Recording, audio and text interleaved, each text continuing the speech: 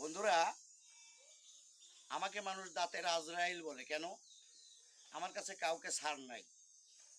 আমার নিজের তালই আমার নিজের তালই এসেছে একটা দাঁত তোলার জন্য। ওনাদের বাড়িতেও বিবাহর অনুষ্ঠান ছিল, আমিও ছেলেকে বিয়ে করালাম।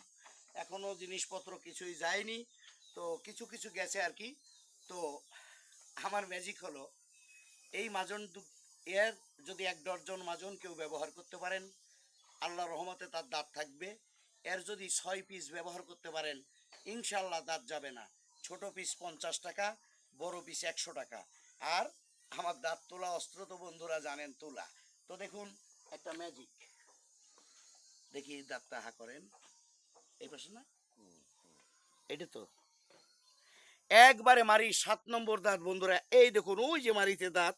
অনেকে বলে না ওনার হাতে দাঁত থাকে না, না এই দেখেন তোলা। তো এই দাঁতটা তোলার জন্য আমাকে চেষ্টা করতে হবে মারির ৭ নম্বর দাঁত। এই দেখুন দাঁত কিন্তু বন্ধুরা আমার বাম হাতে। এটাই হলো আমার নাম, দাঁতের আজরাইল। তাওই কেউ ছাড়লাম না।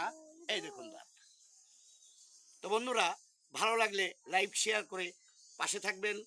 আমি আমার ছেলের বিবাহের কারণে 2 দিন আমি ভিডিও ঠিক মতো ছাড়তে পারিনি, বা আপনাদের ফোন আমি রিসিভ করতে পারিনি।